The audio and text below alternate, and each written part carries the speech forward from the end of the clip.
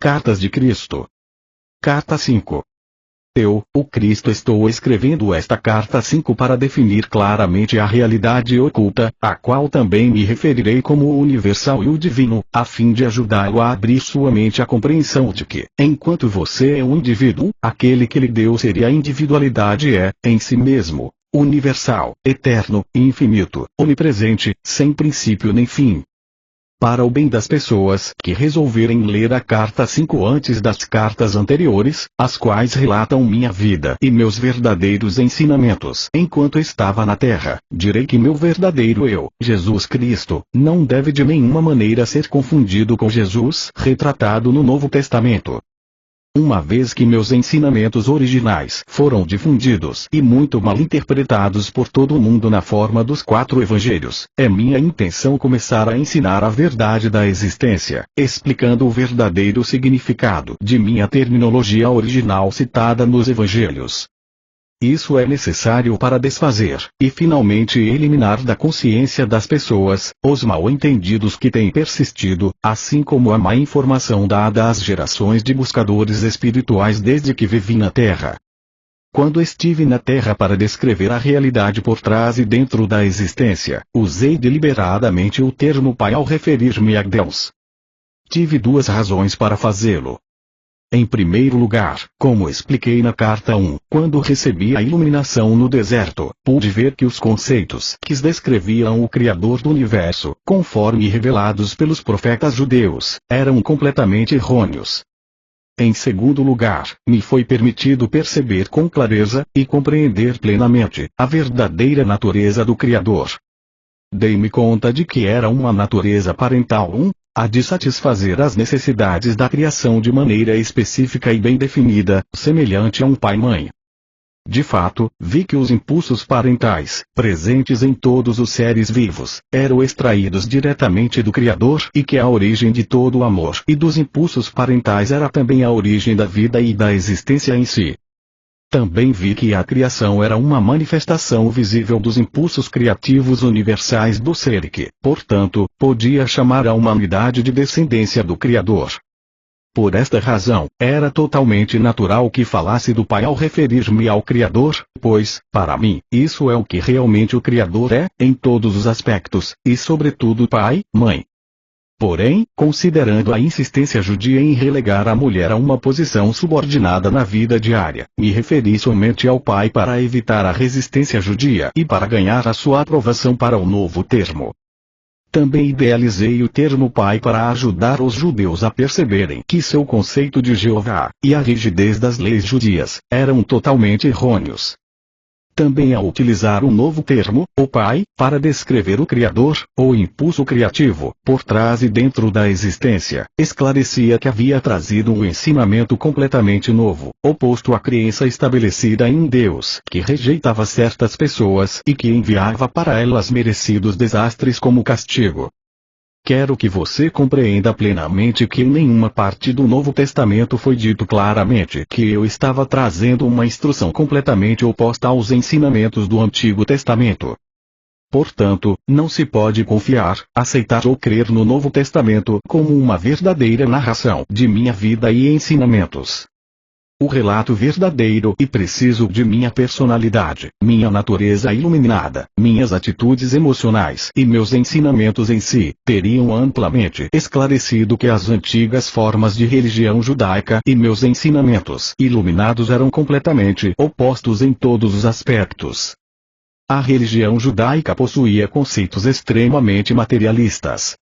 Entretanto, existem escritos por meio dos quais os judeus espiritualmente iluminados alcançaram, e continuam alcançando, uma percepção mística de nossa fonte do ser. Estes, em vista de seu estado mental transcendente, devem ser profundamente honrados e respeitados. Mas, quando os escritos dos profetas atingiram o homem e a mulher comum, transmitiram uma mensagem diferente, controladora, que era puramente humana e falsa.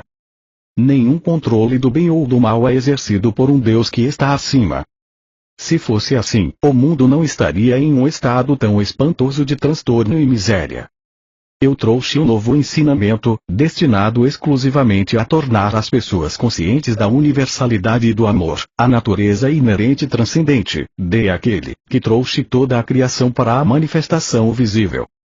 Tenho o propósito de tornar isso muito claro para permitir aos buscadores da verdade libertar-se de qualquer vestígio de crença de que eu era simplesmente um profeta, em uma extensa linhagem de profetas judeus, e que eu continuava a pregar suas crenças, onde um Jeová Todo-Poderoso possuía sentimentos ambivalentes em relação à sua própria criação.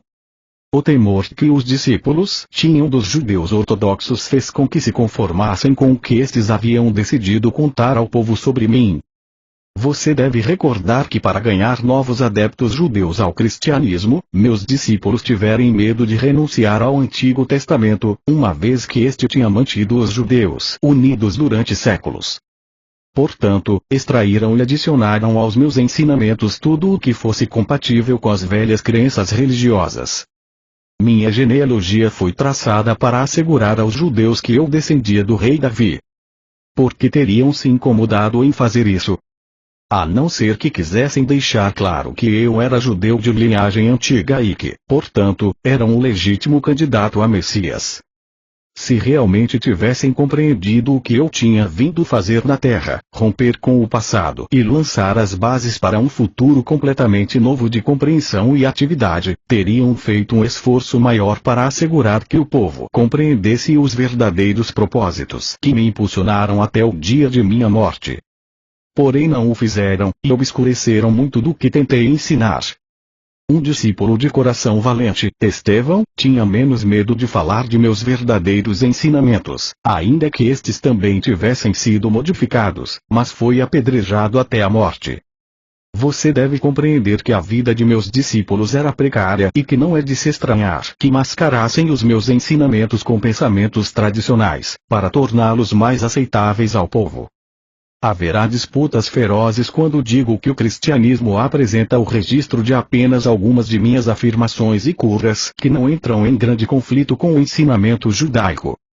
É uma religião criada por meus primeiros discípulos e Paulo, depois de sua iniciação na Antioquia, para manter os judeus unidos tanto quanto possível, e trazer os gentios convertidos ao rebanho. Assim, a conveniência se converteu em uma faceta do pensamento cristão. Esta é a verdade a respeito de minha vida e morte sobre a terra. Surgirão discussões, pois as pessoas se apegam às suas mais queridas crenças. Quando chegam a abandoná-las, experimentam a mesma dor que sentem aqueles que perdem as suas mais queridas posses. Entretanto, por mais queridas que sejam as crenças, são somente crenças. Elas não são uma base firme sobre a qual se possa construir uma nova vida. Agora que retornei para você, por intermédio do canal destas cartas, estou fazendo novamente todo o esforço possível, dentro dos parâmetros de sua percepção humana, para descrever a realidade, sua fonte do ser, a qual iniciou o universo e a existência em si. Exatamente como há 2000 anos, eu vim agora através do canal destas cartas, estabelecer as bases da futura evolução espiritual durante o próximo milênio. O seu desenvolvimento espiritual somente pode surgir de suas mais profundas percepções e da compreensão da natureza da existência daquele que o trouxe para a existência. Pois o que você claramente percebe cria as condições nas quais você vive. A humanidade, por não ter compreendido as suas verdadeiras origens espirituais, está constantemente envolvida em guerras, gerando condições terrenas que são uma desgraça para a consciência humana, além de uma fonte de todo tipo de sofrimento. Por essa razão, estou enviando, irradiando, o pleno poder de minha consciência crística, a fim de trazer para você a verdade da existência na forma de uma terminologia moderna e compreensível. Quero capacitar você a construir uma nova consciência e compreensão da verdade como ela realmente é, ao invés de deixá-lo continuar aderindo às falsas crenças que foram ensinadas ou transmitidas a você por tradição. Com o uso e a compreensão, a terminologia despertará em você a mesma, ou ainda maior, reverência, amor e percepção espiritual que você sentia antes, utilizando a palavra Deus. Esta terminologia mais apropriada, carregada de significado universal, preencherá você com o poder espiritual quando utilizar e visualizar o significado das palavras. Estou aqui para dizer que, quando você tiver purificado a sua consciência dos grosseiros pensamentos e sentimentos humanos, próprios dos impulsos do ego, e perseverar na meditação e em uma elevação de sua consciência em direção ao universal, você começará a sentir o poder espiritual invadindo sua mente e finalmente todo o seu corpo. Assim, meus ensinamentos são dirigidos exclusivamente para ajudá-lo a abrir a sua consciência para a nova vida, a vitalidade e o poder espiritual, a fim de que você possa abandonar a sua velha maneira de viver, limitada e insatisfeita, e encontrar uma nova fonte de alegria interior e de satisfação para cada uma de suas necessidades. Reflita sobre esta afirmação. Eu não trouxe nenhum deve ou não deve, ou restrições frustrantes que você mesmo, não queira impor a si mesmo. Eu certamente vim para dizer como as suas formas de consciência têm vida por si mesmas e no final se manifestam em seu mundo. Porém, deixo ao seu bom senso escolher os pensamentos saudáveis, os atos amorosos e o caminho correto que leva à alegria e à realização, quando tiver compreendido a verdadeira natureza da criação. Vim também, com a plena força de meu poder crístico, para que você possa perceber que não há barreira entre você e aquele que o trouxe para a existência, somente há aquelas que você mesmo criou por ignorar as leis da existência. Vim para ajudá-lo a remover as barreiras, iluminando a sua ignorância atual e ensinando a abrir a sua consciência, todo o seu ser, a um influxo daquele que o trouxe para a existência. Portanto, repito, minhas instruções são dirigidas exclusivamente para ajudar você a abrir a sua consciência para uma vida, uma vitalidade e um poder espiritual renovados, para que possa abandonar seu antigo modo de vida limitado e insatisfatório e encontrar uma nova fonte de alegria interior e de satisfação de cada uma de suas necessidades. Eu espero, com o amor divino, que você alcance este supremo estado de ser antes que passe para a próxima dimensão, a fim de que a sua passagem possa ocorrer sem sofrimento e sua transição seja sublime. Este é o único propósito que motiva estas cartas. A afirmação acima é um modo mais forte e poderoso de dizer em outras palavras o que eu disse quando estava na Terra.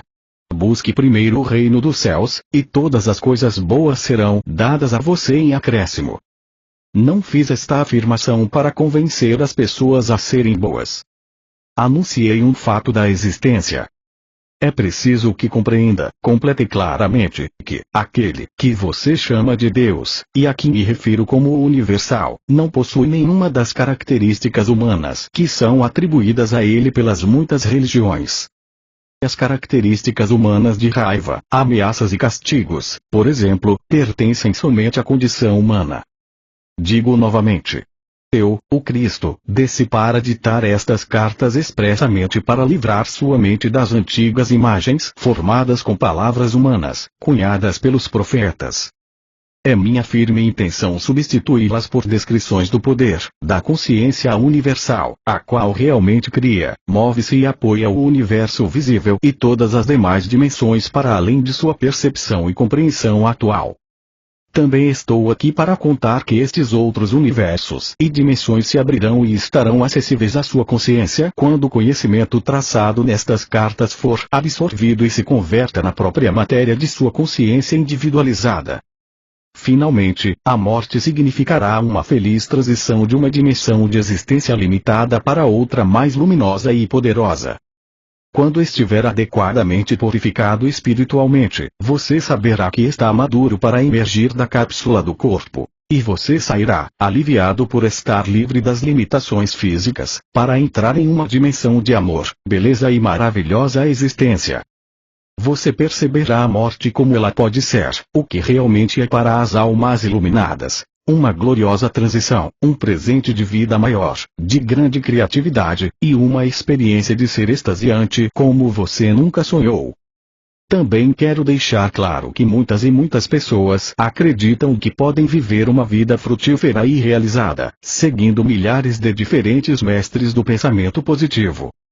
Mude a sua consciência, eles dizem, e você mudará a sua vida. Isso é verdade até certo ponto. Porém, para os buscadores que estão em evolução espiritual, tal mudança de consciência ainda deixa certa aridez de espírito e um anseio de algo mais. Este algo mais que a alma anseia é o verdadeiro contato e reunião com a sua fonte do ser. Pode ser que você alcance certo crescimento espiritual por seguir o caminho de perceber somente o bem, o verdadeiro e o amoroso. Porém, permanecerá sendo uma entidade funcionando sozinha em seu próprio lugar, ligada à Terra e não assistida pelo universal, infinito e eterno. Uma vez que compreenda a natureza do universal e volte os seus pensamentos para fazer realmente contato com isso, você se dará conta de que já não está sozinho, que está sendo sustentado pela realidade, a qual sustenta o universo. E quando digo fazer verdadeiro contato com isso, significa que, quando você está fazendo a oração suplicante para receber esse ou aquele benefício, não está fazendo um verdadeiro contato com a sua fonte do ser. Certamente a fonte do ser recebe a oração, e frequentemente obtém-se uma resposta rápida que satisfaz a necessidade, inclusive tal como foi pedido. Porém, o verdadeiro contato com a fonte de seu ser será experimentado somente quando você tiver purificado suficientemente a sua consciência do impulso grosseiro do ego humano e quando tiver passado algum tempo meditando e estendendo regularmente sua consciência, de maneira emocionalmente poderosa, em direção à fonte, buscando conexão, renovação e repouso do espírito. Este é o verdadeiro propósito por detrás da existência. Uma constante e mútua reciprocidade de comunicação entre a fonte de todo ser e a criação. Aqui lembro a você que, quando eu vivia na Terra, todos os dias dizia aos judeus, com muita clareza, que, por mim mesmo, não posso fazer nada. Continuamente declarava que é o Pai quem faz o trabalho, não eu. Eu vim neste tempo para capacitar você a fazer a sua transição de uma consciência humana presa à Terra para uma consciência de iluminação, quando a pessoa sabe que finalmente conhece a verdade do ser. Sem dúvida, a pessoa que é profundamente religiosa, permanentemente doutrinada com o dogma religioso é a teologia, judia, cristã, muçulmana, hinduísta ou qualquer outra crença religiosa, encontrará dificuldade, inclusive dolorosa, a princípio, para aceitar e fazer bom uso destas castas, pois uma mente condicionada e programada é como concreto. As crenças entranhadas e usadas como talismãs, apoio emocional e como afirmações para dar força em momentos de crise, são emocionalmente gravadas no subconsciente. Normalmente elas incorporam um temor de ofender a Deus, ao contemplar e avançar para uma verdade mais elevada. A menos que haja um anseio sincero de conhecer a verdade do ser para além das crenças tradicionais, estes padrões mentais tornam-se quase impossíveis de aniquilar na mente e nas emoções e bloqueiam o verdadeiro progresso espiritual. Vim expressamente para ajudar aqueles que têm vontade de mover-se para além destas barreiras em direção à iluminação verdadeira. Portanto, se você sente intuitivamente que as palavras nestas páginas são a verdade e sente-se atraído por elas, tenha confiança de que está pronto para começar o caminho espiritual que se esboça nestas cartas. Eu estou à disposição para dar a você a coragem para seguir adiante até alcançar a meta, a verdadeira iluminação espiritual, a renovação da vida, a força de vontade e a descoberta do que eu chamei de o reino dos céus.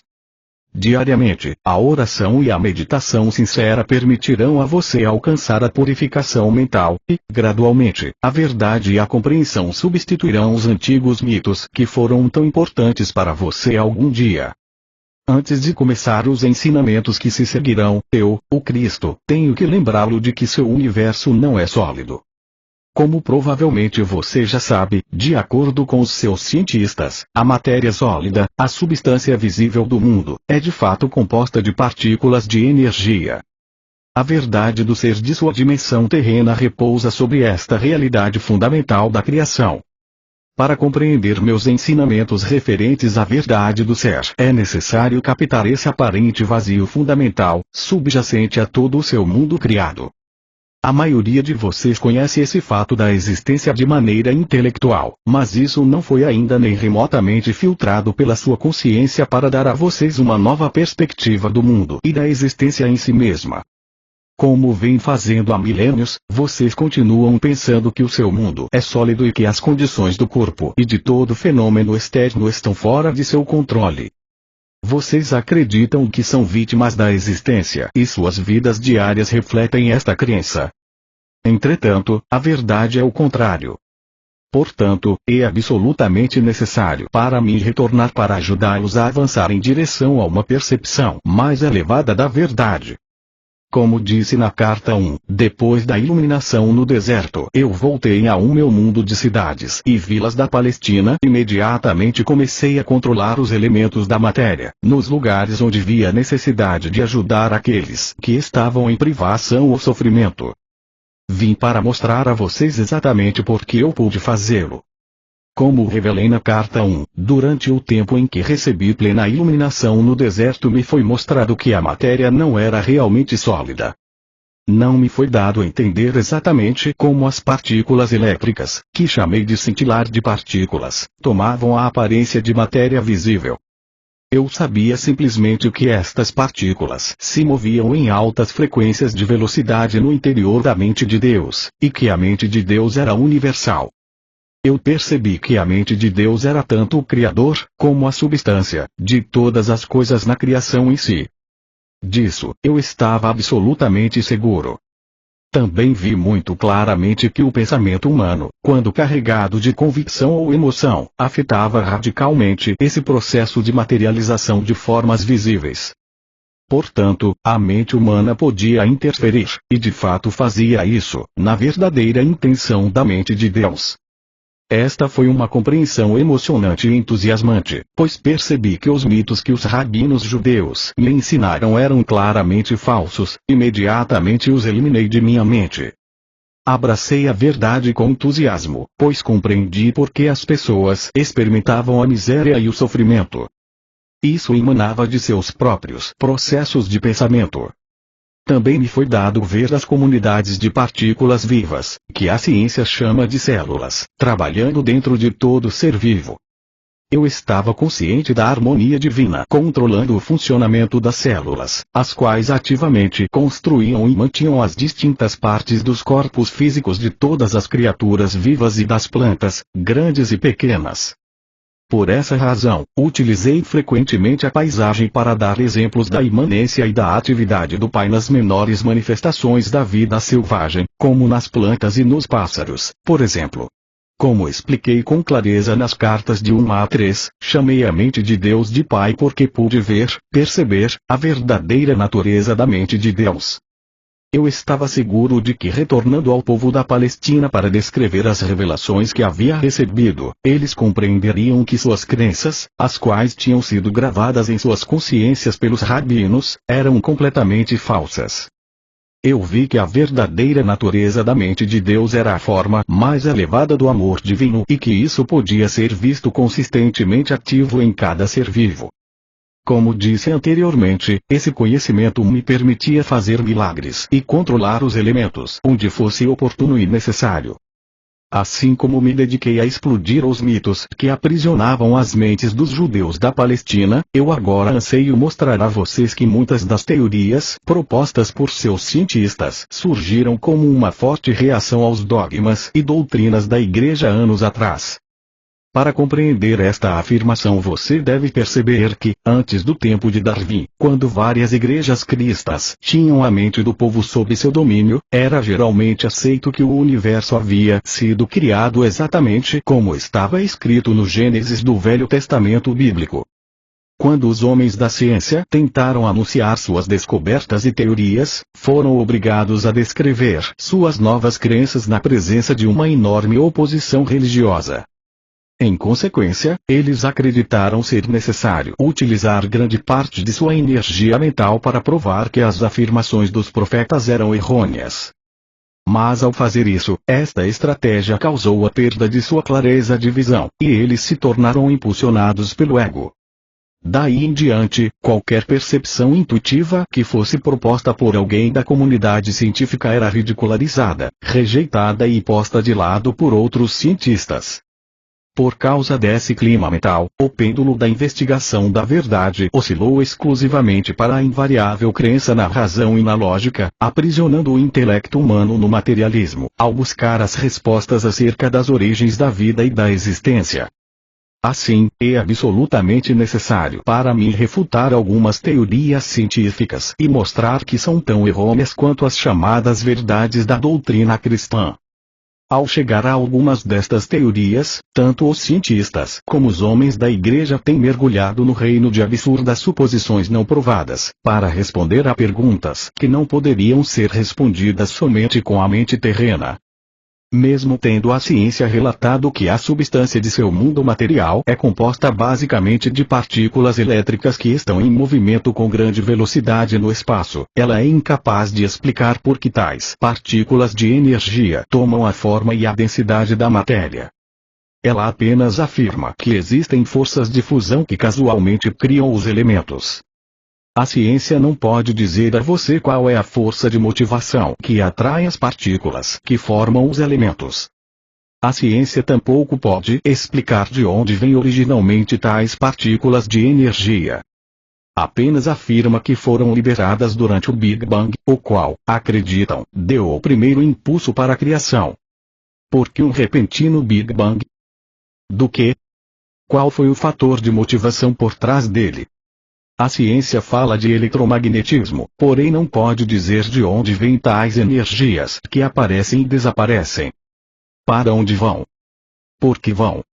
De uma perspectiva humana, não parece haver atividade inteligível dentro ou por trás desse trabalho. A ciência diz que o eletromagnetismo simplesmente é um simples fato da existência, ainda que produza um trabalho altamente inteligente e intencional, sob a forma de milhões de bilhões de substâncias das quais é feito o universo. Como acontece isso? Não há nada que o eletromagnetismo tenha tornado visível, que a mente humana possa considerar como sem propósito ou sem significado. A ciência ignora este mais básico e vital nível da criação. Sem uma resposta para o porquê tudo que é trazido para a manifestação visível, através da atividade das energias gêmeas do eletromagnetismo, que sempre tem um propósito, tem êxito e é racional, nada de valor se descobrirá na busca de suas origens. Até que a ciência possa testar e descobrir a realidade do espaço no qual as partículas elétricas do ser visível estão apoiadas, a ciência ficará sempre por trás das portas fechadas do materialismo.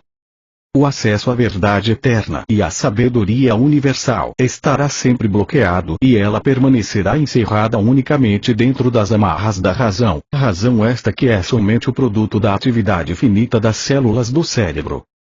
É a verdadeira natureza do espaço o que eu quero apresentar a você, porém antes de fazer isso, devo primeiro chamar sua atenção para perguntas altamente pertinentes.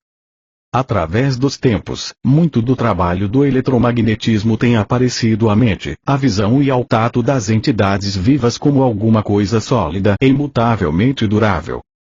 Acreditava-se que o metal, a madeira, a rocha, as entidades vivas, todas eram compostas de matéria sólida, inanimada ou viva.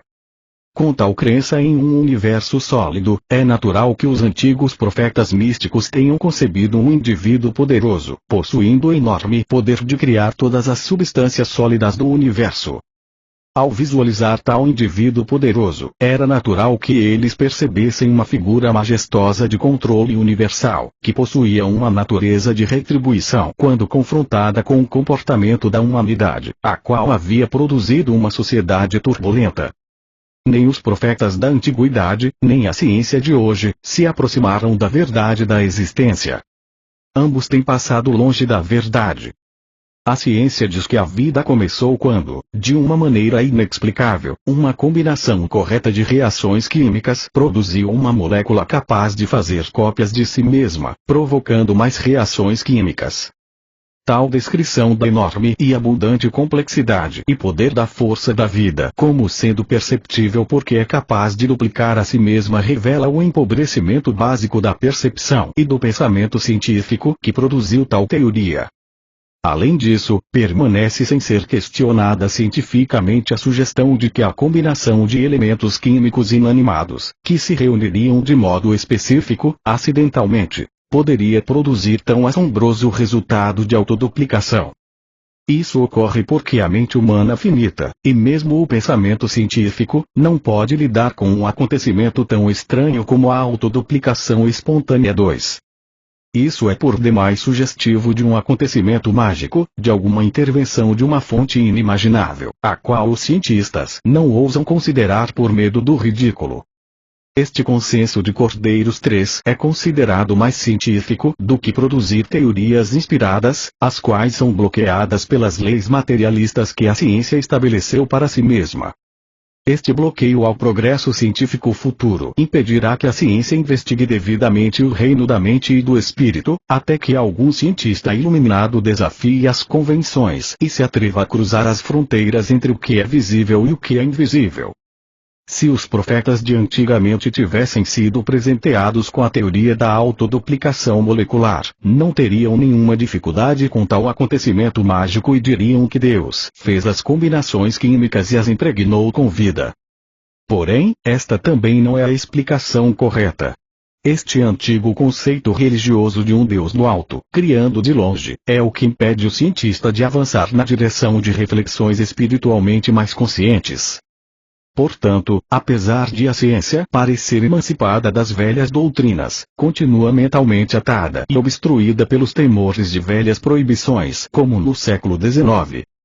Ela adota suas ridículas teorias porque ainda não percebeu a realidade de nossa fonte do ser, por trás e dentro da molécula viva. Continuando a sua história da criação, a ciência afirma que depois da autofabricação de moléculas vivas capazes de duplicarem a si mesmas, elas constituíram a si mesmas em uma célula viva, tão pequena que não se pode ver a olho nu, e esta se tornou um material de construção básico para toda a multiplicidade de organismos vivos, incluindo as plantas, os insetos, os répteis, as aves, os animais e o próprio homem. Assim, todos os seres vivos teriam um antepassado em comum, a primeira molécula viva. A ciência não pode explicar por que as moléculas autoduplicantes se combinaram para formar uma célula viva. Isso continua sendo um mistério para a ciência até hoje. A célula viva, segundo diz a ciência, se reproduz indefinidamente em bilhões de formas diferentes. Essa é a base para a construção do universo visível. Como pode ser isso? Que impulso motiva tal duplicação? A ciência não pode dizer. Entrincheirada em sua própria cegueira, tem se limitado, e as pessoas com ela, a uma cegueira materialista. E agora, a primeira célula viva merece a plena atenção de qualquer um que esteja buscando seriamente a dimensão espiritual e a fonte principal da existência 4, porque a primeira molécula viva e a primeira célula viva são a primeiríssima evidência de alguma atividade inteligente dentro da matéria, dentro do universo. O primeiro traço mostrando sensatez e sensibilidade é a função da membrana que envolve a célula, fornecendo proteção e individualidade. Pense neste fenômeno milagroso. A célula absorve do ambiente somente o alimento selecionado através da membrana. Não só absorve o alimento correto, mas depois de nutrir-se ainda elimina o resíduo através da membrana permeável. Você deve perguntar a si mesmo: como pode a membrana puramente física da célula, invisível a olho nu, distinguir e selecionar o alimento correto, objetivando aumentar seu bem-estar e ter suficiente discernimento para desfazer-se da matéria tóxica não desejada? Você não vê um alto grau de propósito em toda esta atividade. Você pode acreditar que este propósito seja acidental. E o propósito não é a grande marca da inteligência. E mais, a membrana da célula continua a fazer esse trabalho de selecionar o alimento e descartar a matéria tóxica, em bilhões de diferentes circunstâncias e condições relacionadas com a sobrevivência de diferentes espécies, em diversos ambientes. Isso não é a evidência do propósito que se mostra dentro de cada ação de cada espécie, sejam insetos, plantas, répteis, aves, animais ou seres humanos. Não seria possível descrever o universo como o consistente e constante impulso do propósito tornado visível no reino da matéria visível. O espírito do propósito é um elemento físico, ou um elemento da consciência? E se você pode aceitar que o propósito é um impulso inegável de criatividade por trás da existência, então pode passar para a próxima percepção. Seu universo é a manifestação visível de uma evolução inteligente de causa e efeito evidente na matéria viva. Pois se a célula viva pode selecionar o alimento correto e também eliminar o resíduo tóxico, esta simples atividade demonstra um conhecimento da necessidade de digestão e de eliminação de tal resíduo para assegurar a contínua saúde da célula. Isso não é uma clara indicação de uma evolução inteligente de causa e efeito? E mais, a ciência diz que a célula contém um núcleo que poderia comparar-se ao cérebro humano, uma vez que transmite mensagens, e sua mais importante função é a de armazenamento de informação, a livraria que contém não somente os detalhes que se relacionam como uma célula, mas também os do corpo inteiro no qual ela reside. O fato é que ao investigar a célula a ciência descobriu que esta, em si mesma, parece ser um sistema de mensagens químicas, transmitidas de um modo proposital, inteligente e inteligível. Como poderia acontecer isso se as origens das moléculas da célula fossem apenas elementos químicos inanimados? Você poderia duvidar de que por trás de cada mensageiro com uma mensagem a transmitir, há um pensamento inteligente ou consciência? E o que pensar da precisão das mensagens transferidas de célula para assegurar a precisão da duplicação exata de certas espécies durante milhões de anos? Em que momento da criação a consciência entrou nos organismos vivos? E como foi que o pensamento inteligente, que considera e decide, chegou ao campo da matéria inanimada inconsciente?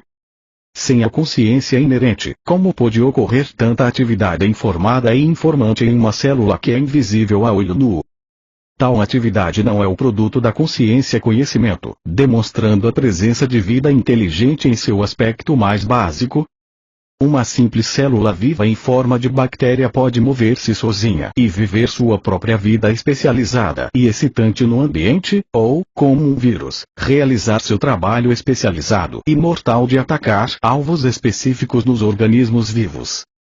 Por outro lado, a célula pode estar fixa em um organismo, realizando seu trabalho altamente importante de construção e de manutenção de alguma parte do organismo.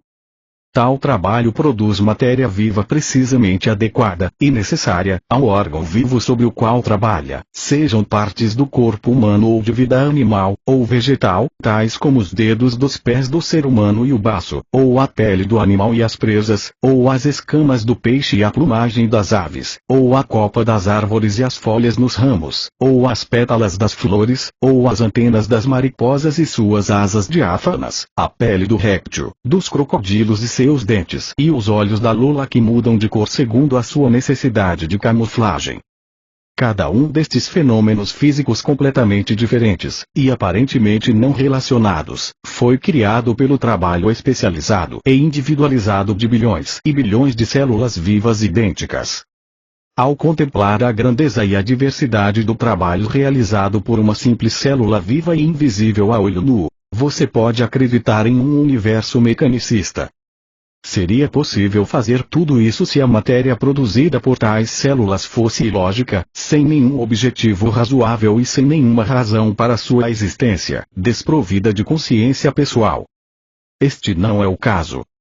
Estas células vivas idênticas trabalham juntas em harmonia dentro do homem ou do animal, para fazer um fígado com suas múltiplas funções no corpo. Para criar um olho complexo que tem seu propósito específico de pôr o organismo em contato direto e inteligente com seu ambiente, incorporando a ajuda do cérebro. Para fazer ossos fortes, expressamente desenhados em conjunto com tendões e músculos, para unir-se a outros de maneira tão conveniente que permitem o pleno e ágil movimento do organismo.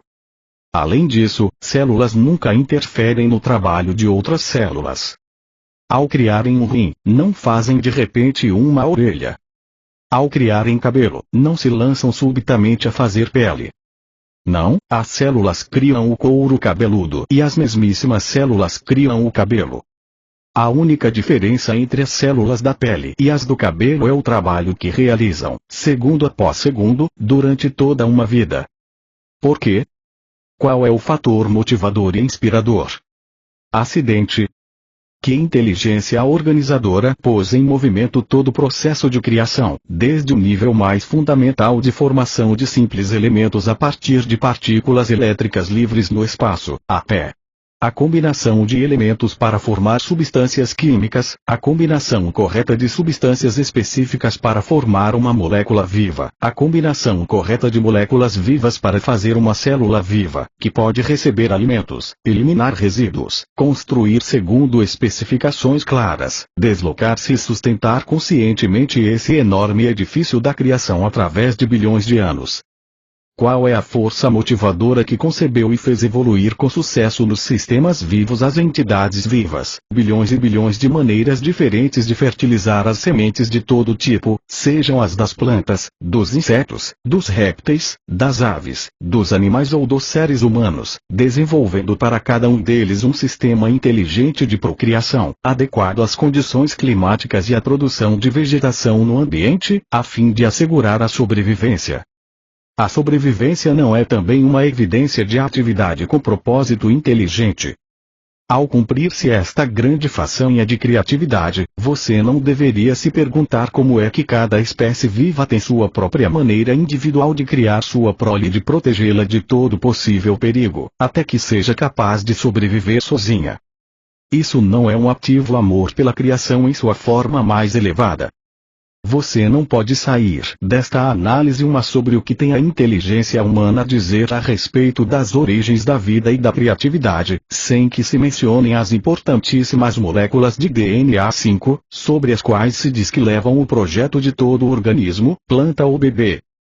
Estas moléculas de DNA dão as instruções às células, informando o que elas devem construir de acordo com os cromossomos depositados pela semente. Em lugar da inteligência, a ciência ofereceu as moléculas de DNA e as células frágeis da matéria como a fonte de existência, seu líder supremo, seu diretor de criação, das quais toda a criação deve depender para sobreviver. Contemple o glorioso DNA, Senhor de sua criação. De onde tirarão as células de DNA seus inteligentes poderes direcionais? A ciência já está satisfeita, agora que é capaz de explicar de maneira razoável por que as diversas espécies de todo tipo se reproduzem com tanta precisão e consistência. A ciência quer que você acredite que vive em um universo puramente mecanicista, que o fenômeno da evolução surge puramente de mutações casuais e da sobrevivência do mais apto. Se você estudar os diversos organismos da criação, as múltiplas e diferentes atividades de espécies relacionadas, poderá verdadeiramente acreditar em um conceito materialista tão pouco provável.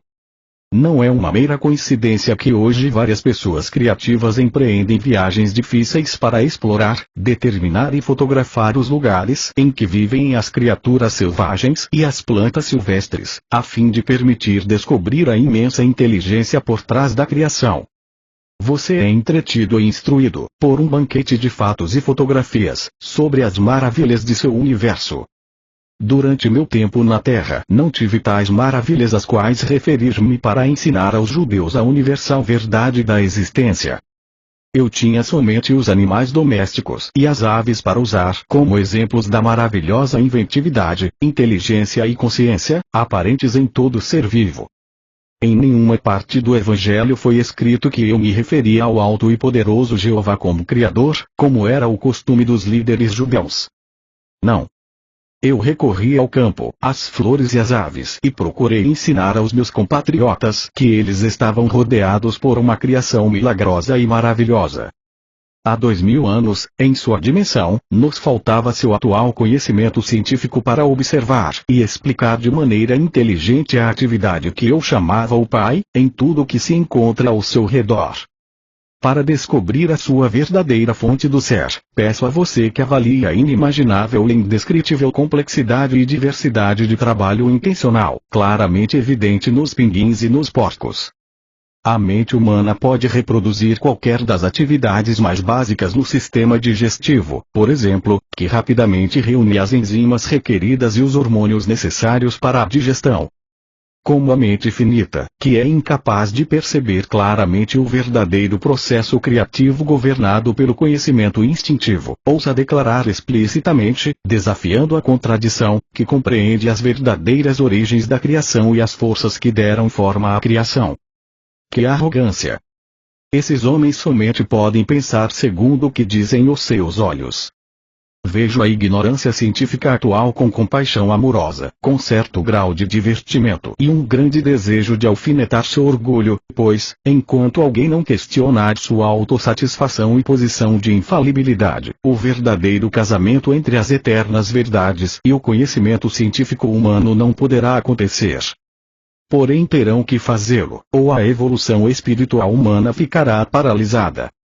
Os cientistas têm a mente excessivamente cheia de conhecimento livresco especializado, de fórmulas e equações aceitas, e têm também uma grande necessidade de aprovação e reconhecimento dentro da comunidade científica, o que impede a penetração mística de inteligências mais elevadas. Peço aos leitores destas cartas que formem uma associação para em meu nome desafiar a ciência e perguntar: em que momento da evolução do mundo material a consciência foi percebida pela primeira vez? Repito, e digo isso seriamente. Pergunte ao cientista em que momento da evolução do mundo percebe-se pela primeira vez a consciência? Na célula viva. Se a resposta for a célula viva, pergunte se a consciência já era perceptível nas moléculas vivas, que se combinaram para formar a célula, e se envolverem em uma membrana tão inteligentemente desenhada que permitia o consumo de alimento selecionado e o descarte de resíduo tóxico. Como ela reconhecia o resíduo tóxico? E se aceitar que a consciência poderia estar presente nas moléculas vivas, não seria necessário perguntar se as propriedades químicas que formaram uma molécula viva não teriam possuído elas mesmas a consciência que finalmente as impulsionou e projetou em uma combinação viva para formar uma molécula.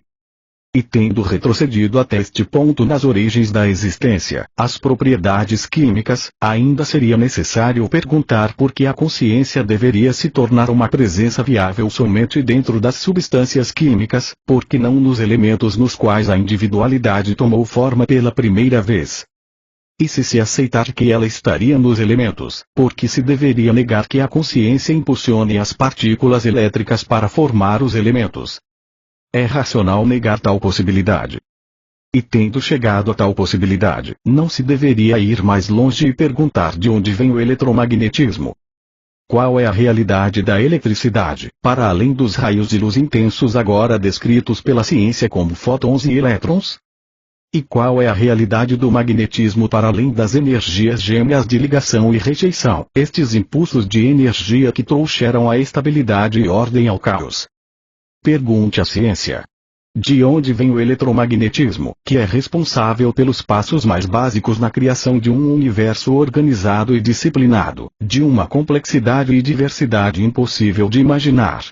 Tentarei agora explicar, com suas palavras, aquilo que está além das palavras e, neste momento, além de toda a compreensão terrena individualizada. Por isso, ainda que o intelecto ajude o cérebro a compreender as realidades espirituais que estou expondo para você, também cria uma barreira à verdadeira percepção e experiência espiritual. Por esta razão, considere as referências à dimensão universal final como simples proposições, ideias, vislumbres de formas resumidas de consciência da realidade por trás e dentro de seu universo. Leve cada uma destas ideias, uma a uma, à meditação. O que estou querendo explicar está inteiramente na consciência e é da consciência, sem parâmetros, nem fronteiras. Se você está suficientemente evoluído espiritualmente para seguir-me até aqui, para além das palavras, você começará a compreender espiritualmente tudo o que tenho tentado dizer. As palavras guiarão você para novas visões do ser que serão abertas em seguida. Persevere. A luz, gradualmente, talvez imperceptivelmente, penetrará em sua mente e você terá pequenas aberturas da visão interior. São muitos os que experimentaram um pequeno clarão de visão interior, os que brevemente sentiram um toque da consciência divina e logo, sem ousarem continuar crendo no momento transcendente de seu despertar, começaram a questionar, duvidaram e finalmente dispersaram o pequeno influxo da consciência divina. Cuide para não fazer o mesmo. A incredulidade o atrasará, o prenderá no plano da existência material mais do que pode imaginar. Seja o que for que seja dado a você, e que você seja capaz de receber, apanhe rapidamente e não duvide. A dúvida destrói o progresso firme, porque cria suas próprias formas de consciência, as quais suprimirão e mesmo erradicarão a visão interior que tenha alcançado anteriormente. Portanto, a sua escolha de pensamentos, convicção ou incredulidade, dúvida ou fé, constrói ou destrói o seu progresso na busca da verdade. Qualquer negação apaga de sua consciência o progresso que você tenha conquistado. Além disso, quanto mais alto você ascender na verdade espiritual, mais poderosos se tornam os seus pensamentos. Assim sendo, crie e mantenha firmemente o seu próprio impulso espiritual e não permita que ninguém interfira e enfraqueça esse impulso. Mantenha-se firme em suas percepções anteriores. Em tempos de dúvida, navegue com pensamentos positivos, usando afirmações iluminadoras, agarrando-se às orientações inspiradoras prévias e recordando dos momentos em que suas vibrações de frequências de consciência estavam mais altas. Usando a força de vontade, escolhendo afirmações que contenham pépitas de ouro de verdade espiritual, retorne uma e outra vez a este nível mais elevado de consciência. Não se renda por preguiça mental aos altos e baixos das energias espirituais da consciência, nem se converta em uma gangorra espiritual. Enfatizo fortemente esse perigo de auto-obstrução. Torne-se ativamente consciente dele. Se você conhece algo das narrações de minha vida na Palestina, lembrará que eu também sofri o fenômeno dos altos e baixos da consciência espiritual e que foi necessário retirar-me para as colinas para rezar, meditar e renovar as minhas forças espirituais. Portanto, compreenda os seus períodos áridos, porém não ceda passivamente a eles, pois conduzirão você a uma mudança indesejável de atitudes e padrões mentais emocionais. Recorra conscientemente à sua fonte do ser para receber nova força e para a elevação das frequências de sua consciência, e assim essas fases negativas se reduzirão enormemente em força e duração. Digo novamente, esteja atento para o modo como você usa a sua mente. Deixe que a sua atividade mental seja sempre construtiva, a fim de que ela possa contribuir para seu crescimento espiritual e não seja um contínuo obstáculo. Após tudo o que foi dito anteriormente e depois de ter ditado o restante desta carta, o canal começou a questionar sua possível recepção pública, porque lhe pareceu muito pragmática para ser atraente às pessoas acostumadas a imaginar um poder magnífico, ou ser, ou algo totalmente diferente que criou o universo. De fato, fiz muitos esforços para descrever a imensidão do poder do qual todas as coisas provêm, mas como disse, é impossível expor em termos humanos a realidade da fonte de seu ser. As almas espiritualmente evoluídas, que são levemente inspiradas pela consciência divina, relatam que a experiência é completamente bela e gloriosa e inteiramente inesquecível, ainda que não plenamente descritível em termos humanos. Essa experiência mística é possível quando as frequências vibratórias da mente já são elevadas, e a consciência inteira está inundada com raios da consciência divina. É uma condição que envolve mais os sentimentos do que o intelecto e as células do cérebro. Nesta situação em que tenho que inspirar a mente e as células do cérebro do meu canal com a descrição da realidade de sua fonte do ser, e ela tem que interpretá-la em palavras, preciso ter cuidado para não interferir com demasiada força nas frequências vibratórias de consciência nas quais estão trabalhando as células do cérebro dela. Houve momentos em que foi perigoso seguir adiante e assim interrompi o funcionamento de seu computador para romper o contato. Antes que comecem a estudar, meditar e absorver estas páginas, quero primeiramente deixar claro a todos aqueles que lerem estas cartas que meu propósito com elas é, antes de tudo, dissipar os mitos com os quais a minha personalidade humana e meus ensinamentos foram envolvidos. É minha intenção que o dogma e as doutrinas religiosas finalmente morram de morte natural em todo o mundo, do mesmo modo que desapareceram os sacrifícios de animais no Templo de Salomão. Em segundo lugar, vim também para ajudar as igrejas a deixarem suas noções arcaicas de Deus e de pecado. Nenhum verdadeiro progresso espiritual é possível até o surgimento de uma clara compreensão de que cada pessoa é responsável pela maneira como se desenvolve a sua vida. Em terceiro lugar, vim para retirar de sua mente as imagens de um Deus onipotente de magnificência, grandeza e poder ativo e ilimitado, que recompensa os virtuosos e castiga os malvados. Estas crenças, ainda que reconfortantes, são totalmente errôneas. Em quarto lugar, estou explicando a verdade do ser para finalmente dissipar o velho conceito de Deus sentado no alto, em alguma parte do céu, de onde se diz que ele criou o mundo e tudo o que ele contém em um tempo relativamente curto. Em quinto lugar, vim também expressamente para ajudar a ciência a lançar a ponte sobre o abismo entre a consciência universal e o surgimento das partículas elétricas. Sem esta ponte entre a dimensão espiritual invisível e o mundo visível da matéria, a ciência permanecerá paralisada nas velhas ideias e conceitos, ao invés de progredir em direção a novos reinos de investigação espiritual científica para o aperfeiçoamento da humanidade. Também vim para mostrar a você a verdadeira natureza, aquele que lhe deu o ser, que lhe deu a individualidade, pois sem este conhecimento que revelará a natureza de seu ser dual, porém totalmente interrelacionado, espírito e corpo, você também ficará paralisado no mesmo nível de consciência em que está no momento. Quero deixar absolutamente claro que nada vem do nada. Este é um refrão bem conhecido entre vocês e é absolutamente verdadeiro. Entretanto, há um fundamento do ser, eterno, infinito e consistente, e isso é o que vou revelar. Você não foi criado, você extraiu o seu ser dele. Evidentemente, você não poderia ter saído de algo totalmente estranho à sua própria consciência. Estou pedindo ao meu canal que escolha alguns exemplos terrenos comuns e compreensíveis. Não se pode tirar um recheio de torta de um pote de melaço e descobrir que é carne moída. Não se pode espremer laranja e fazer do suco cerveja de gengibre.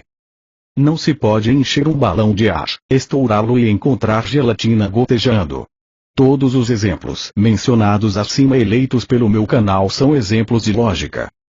Quero que você perceba que o universo inteiro é uma manifestação de lógica e de efeitos lógicos consistentes, surgidos de relações de causalidade. Seu universo é constituído de causas e efeitos tornados visíveis. Este é um princípio inalterável da existência. Se há casos de alterações, tais como experiências paranormais ou curas instantâneas, a pessoa mediana fica espantada e a ciência se nega a crer que tal coisa seja possível. À medida que minhas explicações se aprofundarem, você compreenderá finalmente como tais alterações ocorrem, de maneira lógica e eficaz. Em outras palavras, estas alterações ocorrem segundo leis espirituais naturais e sempre servem a um propósito necessário. Não há nada sem sentido em nenhuma parte da criação, nem sequer em uma formiga ou mosquito, a menos que a mente de uma entidade tenha nascido defeituosa ou tenha sido danificada. Assim, isso é claro. Você vive e opera em um universo físico que manifesta o grau mais elevado de inteligência e atividade com propósito na criação da matéria em si, nos corpos físicos de todas as entidades individuais, desde plantas até seres humanos. Infelizmente, esse alto grau de inteligência e cuidadoso propósito é apenas mínimo na consciência manifestada pelas mesmas entidades criadas, desde as plantas até os seres humanos. Em outras palavras, o corpo através do qual você vive e no qual pensa, sente e realiza suas atividades, manifesta em seus órgãos físicos e funcionamento um grau de inteligência e de propósito amoroso muito mais elevado do que o de sua consciência humana. Os interesses humanos estão principalmente envolvidos nos problemas da sobrevivência diária pessoal, do desfrute dos prazeres e da satisfação física e emocional. Para conquistar esses propósitos, a maioria das pessoas utiliza os produtos fabricados com matéria. Mesmo as mentes dos cientistas não podem desvendar totalmente os segredos ocultos da existência terrena e, apesar de todo o seu conhecimento científico, estão tão atolados nos caminhos da existência quanto aqueles que não possuem nenhum conhecimento. Portanto, é uma conclusão lógica que aquele do qual você extrai o seu ser físico é imenso, não somente em tamanho, mas também em uma imensidão de força de vontade. A vontade para autoexpressão e criatividade. Visualize durante um momento o tamanho do universo material, o Sol e seu calor, a Lua, o planeta Terra e o sistema solar, as galáxias de estrelas e o fato de que esta matéria visível é totalmente interdependente, e também dependente, do movimento dos corpos planetários e está sujeita às leis universais de função e movimento perpétuos. Este vasto universo teve suas origens no, e foi extraído do, fundamento de seu ser, e a totalidade da força e energia de vida do universo tem saído do mesmo fundamento do ser. Logo, não desanime-se em meus esforços em analisar para você os componentes espirituais da sua fonte do ser, você perceber que compreende o que estes componentes são e que você possui em uma medida muito, muito limitada, os mesmos componentes espirituais da consciência em si mesmo. Você extrai tudo o que você é, espiritual, mental, emocional e fisicamente, de sua fonte do ser. Antes de explicar como isso pode acontecer, quero que me acompanhe em certos passos para ajudar a sua mente a absorver a imensidão daquele do qual seu ser foi extraído. Depois de ler as próximas páginas até o final da carta, medite e visualize sobre cada parágrafo individualmente, pois somente deste modo as palavras começarão a crescer em compreensão e a assumir a realidade espiritual de seu significado verdadeiro. Tudo, espiritual, invisível, visível, imaginado, é consciência-conhecimento. A natureza primária e abrangente da consciência é o conhecimento. Não é possível ter consciência sem possuir conhecimento. Tudo que você vê, toca, ouve, sente, sabe, é consciência, conhecimento, tornada visível. Não há nada no universo que não seja consciência tornada visível. A consciência, conhecimento é infinita e eterna. Há duas dimensões de consciência dentro e além do seu próprio plano terreno de existência, o plano da matéria pesada e da forma sólida. A dimensão universal final de consciência-conhecimento jamais pode ser plena ou verdadeiramente conhecida por um espírito individualizado. É inacessível. Ela está em equilíbrio. É a única fonte de todo o poder, sabedoria, amor, inteligência. A dimensão universal de consciência-conhecimento em equilíbrio é um estado de silêncio e de quietude, a partir do qual vem o som, a cor, a forma individualizada e toda a criatividade visível no universo visível. Da dimensão universal final de consciência-conhecimento em equilíbrio, veio toda a criação, todas as diversas dimensões invisíveis de existência, descendo em ordem de espiritualidade, dos muitos portais da dimensão universal, até as mais pesadas frequências vibracionais de substâncias terrenas inanimadas, e mais além, até os horrores inomináveis das perversões da consciência e antiverdade. Essa dimensão universal final de consciência-conhecimento não somente está no espaço. Ela é todo o espaço. Ela está imperceptivelmente em todas as partes. Para aqueles que pensam em termos do átomo, pode-se dizer que ela é o espaço no átomo, portanto, ela está em silêncio e equilíbrio no espaço de todos os elementos e da matéria. A natureza da consciência universal é intenção inativa e em equilíbrio. Portanto, a consciência universal é um estado de infinita, eterna, ilimitada, vasta em intenção poderosa, primitiva, pura e bela. Esta intenção é a de expressar a sua natureza. A intenção da natureza da consciência universal é a totalidade da vontade e do propósito, sempre unidos em um abraço. A vontade universal é surgir e criar. O propósito universal é dar forma individual à criação e experimentá-la. Na dimensão universal final de intenção da consciência-conhecimento, a vontade universal está em um estado de mútua retenção, com o propósito universal, ambos em perfeito equilíbrio no silêncio e quietude. A vontade universal é inteligência universal. O propósito universal é amor universal, universalmente em equilíbrio, em mútua retenção, a partir dos quais têm tomado forma todas as coisas visíveis e invisíveis e todos os impulsos humanos. Se você pudesse receber a plenitude da realidade universal em seu interior, você seria desintegrado pelo seu poder explosivo, e dissolvido sem forma na consciência-conhecimento. Ela transcende a condição humana individual, do mesmo modo que o calor e a luz de seu sol é bilhões de vezes mais potente que a luz dos vagalumes que cintilam na escuridão. Quando estive na Terra, fiz uma distinção entre seu Pai no céu e seu Pai em seu interior. Quando falava de seu Pai no céu, queria dizer inteligência universal. Por causa da atitude dos judeus para com as mulheres, eu me referi somente a este aspecto da consciência universal. Nos dias de hoje, a você que está consciente da igualdade dos gêneros, falo de Pai, Mãe consciência em equilíbrio na consciência universal conhecimento, onde o Pai consciência é a inteligência universal e a Mãe consciência é o amor universal. O instrumento da energia criativa do Pai consciência, a eletricidade, está em um estado de mútua retenção, equilíbrio, com o instrumento da energia criativa da Mãe consciência, o magnetismo. Uma vez que o instrumento do Pai, Mãe, o eletromagnetismo, está em equilíbrio na consciência universal, ele nunca será detectado no espaço pelos cientistas, por mais que o investiguem. O impulso vontade do Pai consciência é atividade inteligente, em equilíbrio com o impulso propósito da Mãe consciência, que é nutrir para a sobrevivência. Pai, Mãe consciência é uma força impessoal poderosa, embora ela seja pessoal para você, mesmo antes de você buscar fazer contato com ela. À medida que evolua espiritualmente, você a sentirá, pois ela é a realidade do ser. Ela está em todas as partes e em todas as coisas.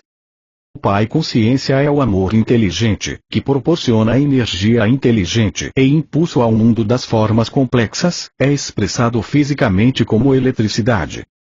Mãe propósito é a inteligência amorosa que proporciona o propósito e o impulso para a sobrevivência das formas complexas individualizadas, é expressada como magnetismo, ligação e repulsão.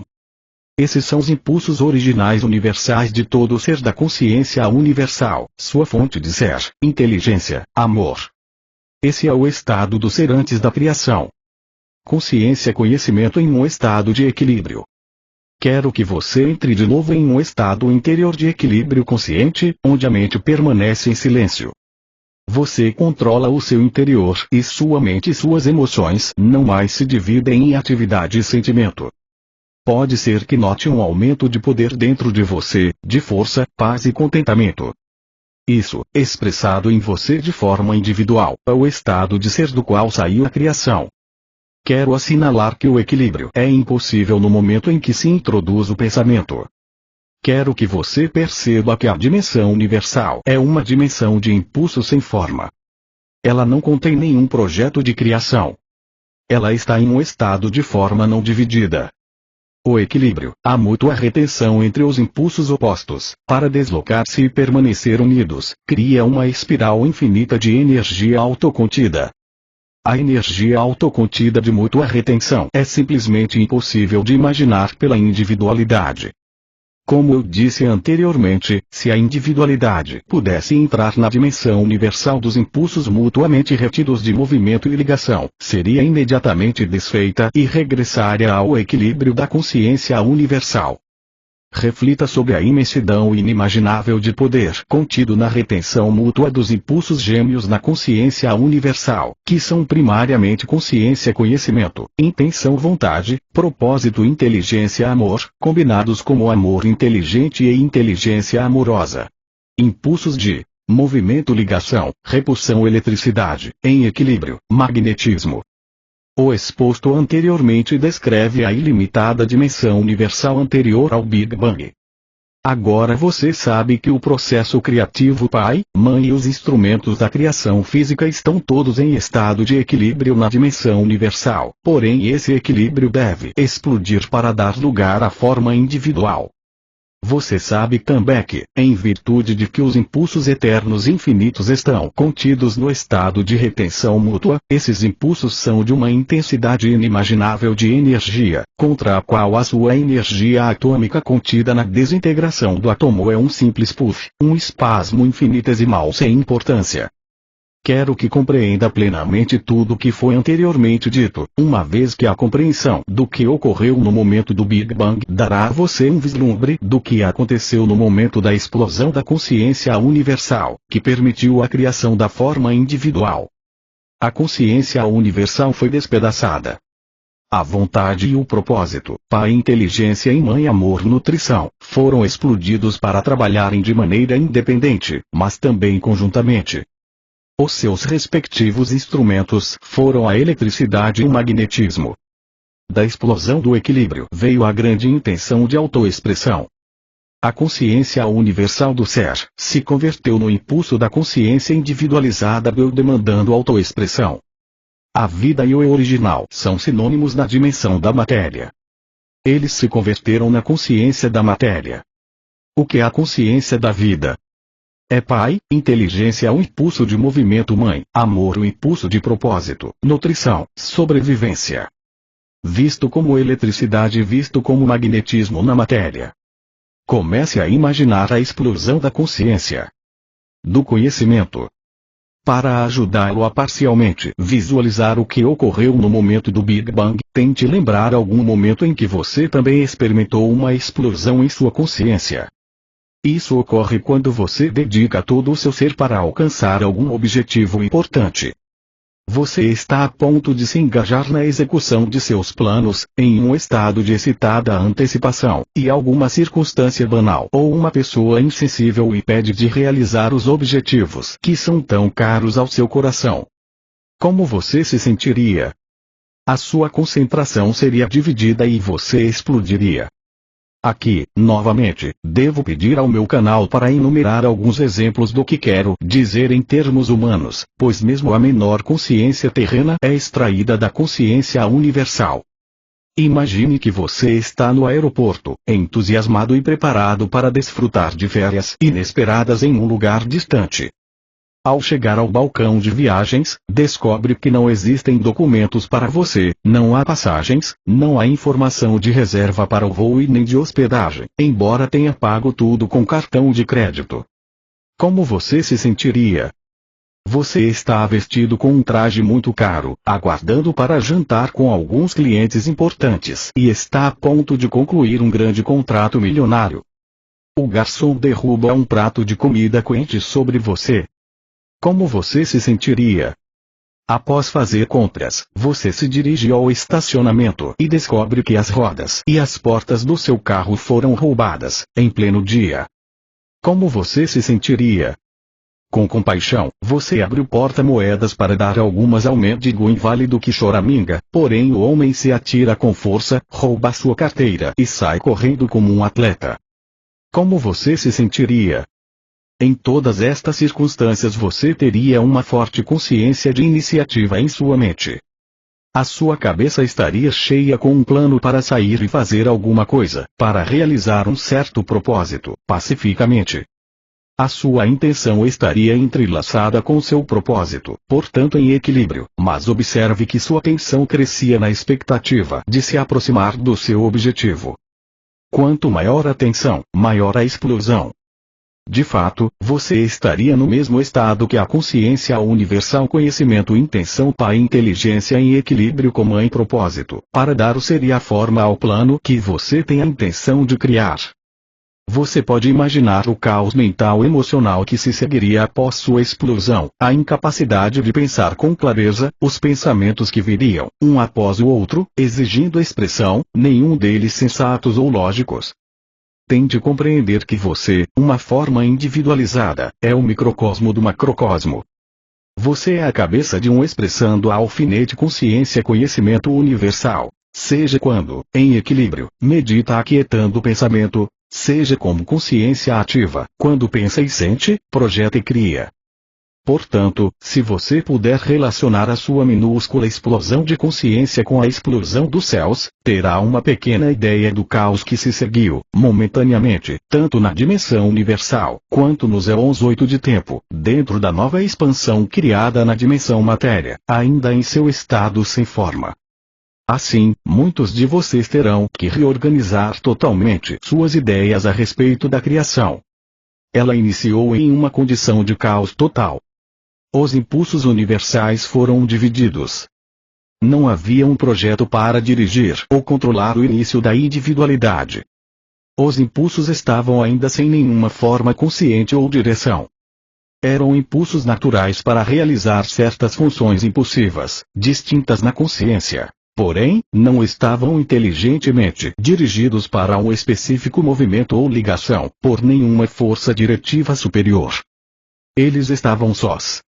Impulsos da consciência, conhecimento separados e perdidos, capazes de receber impressões. Porém, não havia outras impressões para receber além daquelas do caos interior do movimento, atividade da eletricidade e da ligação, repulsão do magnetismo. E este caos de consciência foi manifestado na criação como caos de partículas. Nessa expansão do caos de partículas elétricas, entretanto, existia a consciência primordial do eu original. Não importando qual fosse o caos, o eu original veio através da intenção Pai para deslocar-se, tomar o controle, criar. O eu original tomou forma inicial em uma carga positiva de energia elétrica. Converteu-se em força eu dominante sob a forma de um próton com seus satélites de carga elétrica negativa, sobre o qual a mãe propósito de ligação foi ativada, sob a forma de uma carga elétrica positiva encontrando-se com uma carga elétrica negativa. Eles se afeiçoaram, como se poderia dizer, de dois seres masculino e feminino evoluídos das espécies vivas, e se uniram. A mãe propósito de repulsão foi ativada quando pareceu provável que duas cargas elétricas positivas ou duas negativas iriam se encontrar e reagir negativamente. Ela se interpôs e as separou, exatamente como a sua parte fêmea evoluída, uma mãe, separaria dois brutos turbulentos e agitados a ponto de envolverem-se em uma briga. Essa foi a única forma de consciência-conhecimento no caos durante muitíssimo tempo, ainda que o tempo não tenha nenhuma importância no reino da matéria em si. O tempo somente tem importância quando há um contato de conhecimento consciente entre cargas elétricas, resultando em ligação ou repulsão, quando há uma progressão de aproximações e eventos que ocorrem, e quando há propósitos a serem alcançados. Fora disso, o tempo não tem sentido. A criação é o produto dos impulsos primários funcionando de maneira individual e em conjunto, causando impressões um sobre o outro, satisfazendo necessidades inerentes gravadas na consciência. Essas necessidades são, de início, as de aumentar e experimentar a autoexpressão, levando em seguida a uma maior separação, para restaurar um sentido de segurança interna e de conforto, e ser reunido na harmonia da consciência universal. Dessa força impulsora para uma harmonia reunida do ser, veio o impulso masculino-feminino de reunião para recuperar a bem-aventurança que está oculta na consciência da alma. Você poderia fazer uma analogia do parágrafo anterior com o hábito dos pais de saírem para trabalhar de manhã e voltarem esperançosamente à noite para o conforto e reunião familiar, onde eles repõem as forças para aventurarem-se a sair novamente na manhã seguinte e enfrentar o mundo. Portanto, o processo de criação da autoexpressão universal levou bilhões de anos no tempo para cumprir-se. Depois do Big Bang, o processo criativo pai-mãe dividiu-se em duas energias diferentes que continuamente trabalharam separadas e em conjunto, independentes mas mutuamente retidas, para funcionarem juntas, tendo características ou naturezas individuais, e diferentes funções. Portanto, a sua carga de trabalho foi diferente, ainda que indivisível. Você já sabe, e por um processo de meditação deve ter entendido plenamente, qual a natureza do pai e da mãe no equilíbrio da dimensão universal. Brevemente, a natureza do pai é a de ser ativo, criativo e de realizar a obra da criatividade. Também é uma condição do eu original e da existência individualizada. Todo ser vivo, desde uma bactéria até um hipopótamo, tem um forte sentido de eu original e a necessidade de protegê-lo. A natureza da mãe é a de dar forma ao plano da consciência elétrica iniciado pelo Pai Inteligência, unindo as partículas elétricas. A consciência pai e mãe, os impulsos primários, estão ambos em equilíbrio, e são da natureza da dimensão universal e, consequentemente, quando eles criam a forma individual, levam ao final a obra da natureza da dimensão universal. Esta é crescimento, prover alimento e nutrição, cura, proteção, satisfação das necessidades em um sistema coerente de lei e ordem, sobrevivência. As energias de consciência pai e mãe são impulsos, ambos retidos na dimensão universal e, quando são liberados do equilíbrio, realizam poderosamente a obra da criação. Além disso, considere a magnitude de sua obra na criação por todo o mundo. Os impulsos pai-mãe impulsionam cada nível de criação desde a formação dos elementos, a molécula e a célula viva, até o magnífico mamute. Eles também trabalham instintivamente dentro dos pais, impulsionando-os a unirem-se, conceberem, carregarem e criarem a sua prole. Alguns pais se ausentam depois do nascimento de seus descendentes, sejam eles ovos, filhotes ou seres humanos. Estes são os pais cujo sentido de eu original é maior que seu instinto inato de paternidade. É neste ponto que você deve se tornar plenamente consciente do significado de impulso. Pode ser que você ache que esta é uma forma de criatividade muito nebulosa. Porém, se refletir durante algum tempo, talvez se dê conta, no final, de que nenhum ser humano, animal ou inseto, nem mesmo uma planta, empreende alguma atividade na dimensão material sem uma pressão interior da consciência, a qual é o impulso. Este pode ser o de virar-se para o sol, correr, comer, trabalhar, dormir, fazer compras, ter um filho.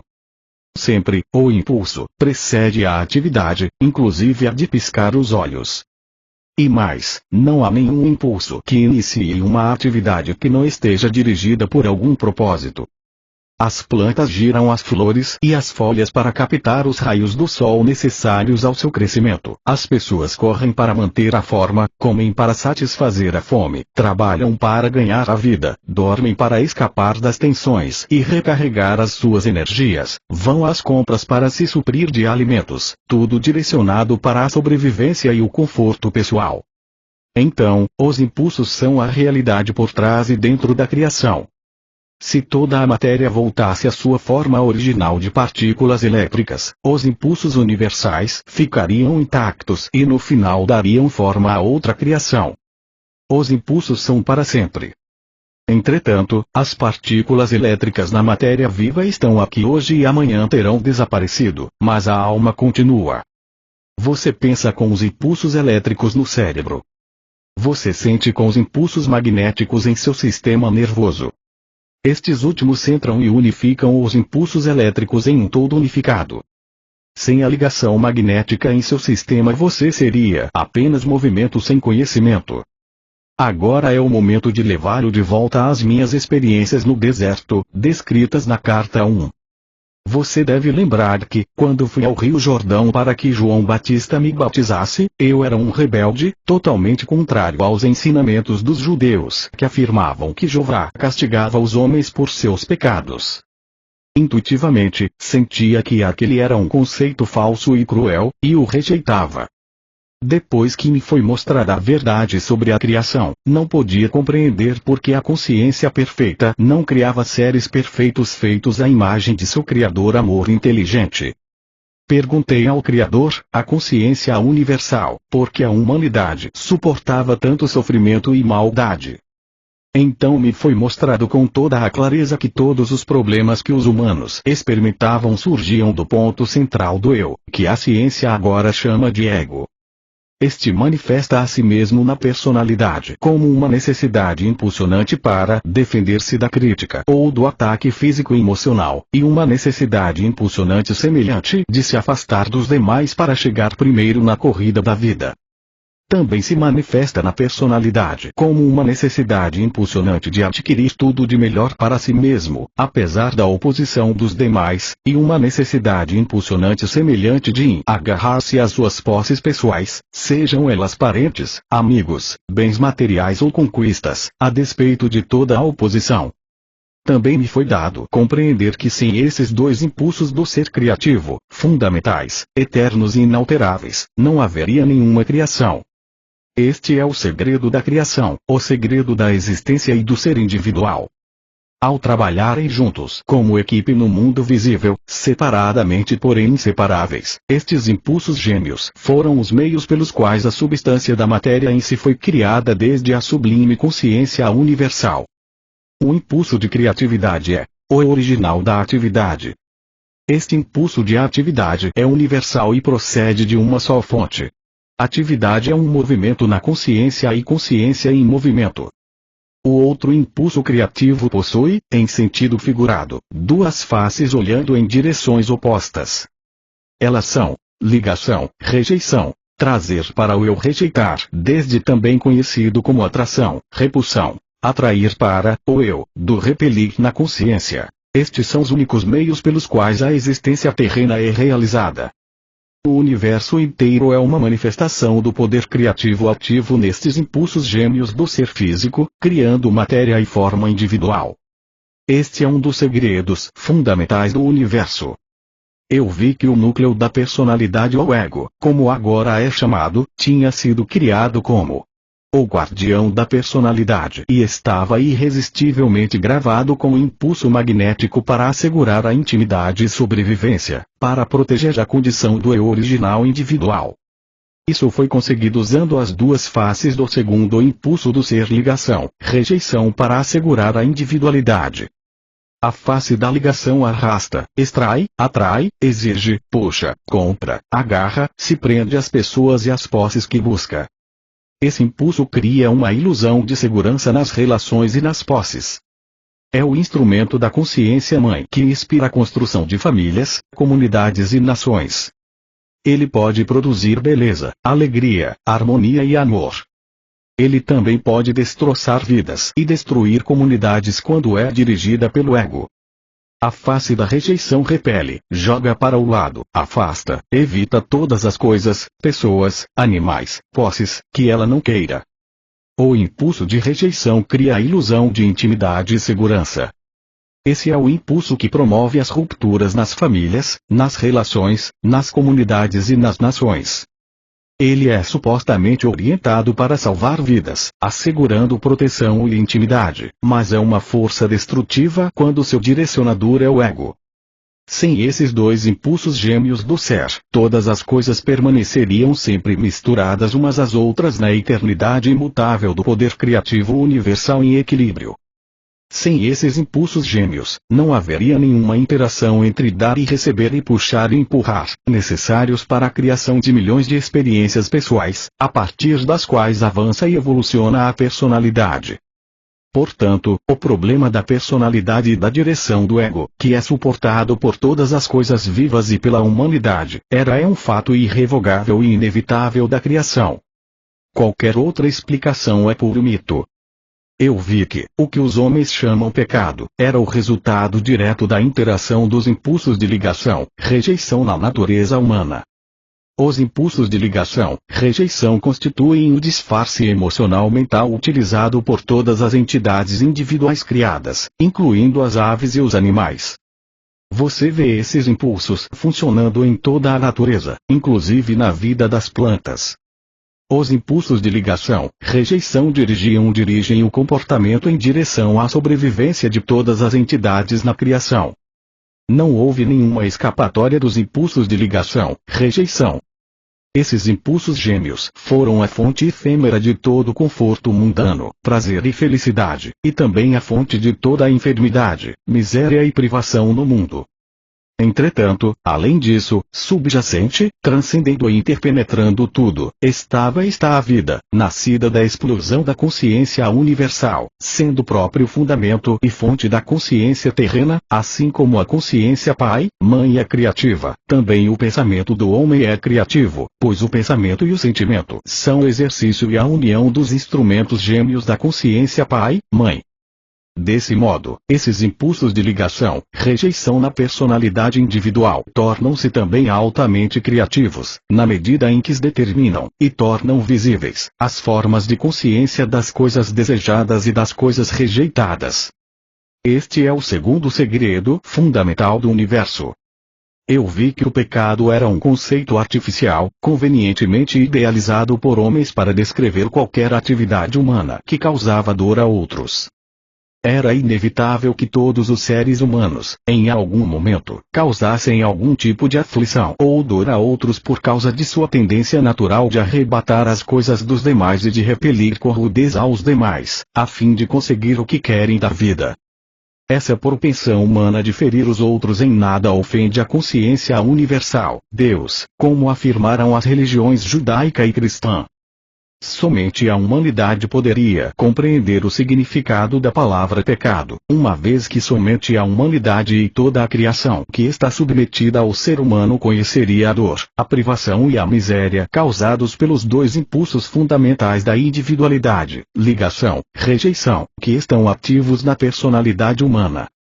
O impulso inerente ao homem para proteger a sua própria individualidade o tinha feito estabelecer normas e leis para a sociedade humana. O poder criativo universal, amor, não tinha absolutamente nada a ver com o estabelecimento de restrições, limitações, leis e juízos humanos. Eu também vi que o poder criativo Pai, Mãe, Vida, fluía continuamente através de todo o universo, e era vida em minha mente, utilizando os impulsos gêmeos de pensamento e sentimento.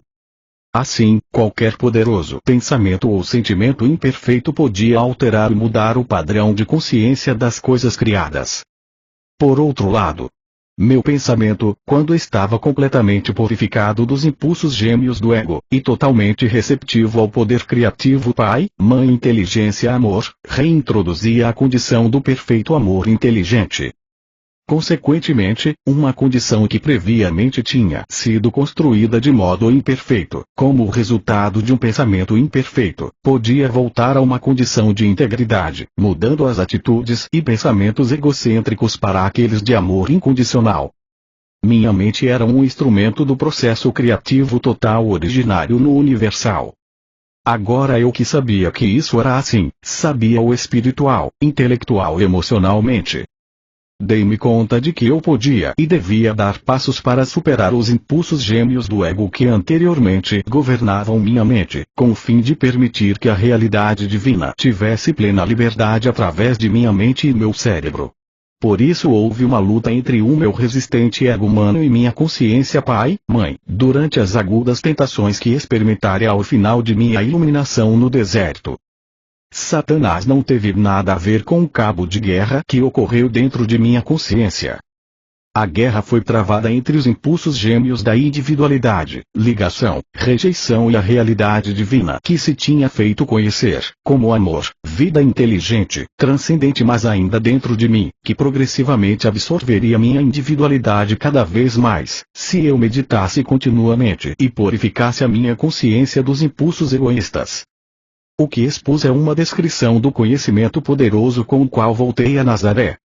Assim, o meu tempo de cura física, passado com minha mãe até que eu me restabelecesse, também foi um tempo de oração e de meditação, do qual extraí a inspiração e a força para consciente e conscienciosamente viver a natureza do divino ou realidade universal. Como você sabe, a natureza do divino, ou realidade universal, é vida. Quando ela está ativa na criação, ou também podemos dizer, na individualidade da criação, ela cresce, nutre, alimenta, regenera, cura, protege, assegura a sobrevivência, satisfaz as necessidades de tudo que foi criado, tudo dentro de um sistema de perfeita harmonia, cooperação, lei e ordem. Esta é a natureza da vida. Toda a sua obra na criação se realiza de acordo com a natureza universal, e a promoção do bem mais elevado de todos os seres vivos. Se você pode compreender estas palavras, perceberá por que voltei do deserto como um homem cheio de alegria, com um novo entendimento da beleza do mundo, com um sentimento de absoluta confiança e sabendo que era possível controlar a aparência da matéria. Você sentirá comigo a euforia que senti por poder oferecer aos judeus a gloriosa notícia de que o reino dos céus estava dentro deles. Tudo que eles tinham a fazer era encontrar isso com a minha assistência, e suas vidas mudariam para sempre. Deixo você com o mesmo conhecimento, o qual usado em oração e plenamente compreendido, pode mudar o curso da sua vida. À medida que você lê, a sua consciência será elevada e à medida que buscar inspiração, ela virá. Desejo que você compreenda, aspire, cresça e alcance. Relate-se em minha luz, pois, enquanto você lê, reflete, medita e ora, é absorvido em minha consciência crística, a qual se tornará cada vez mais clara para você à medida que evolua no conhecimento divino. Que meu amor e minha fé em sua crescente sabedoria o envolvam.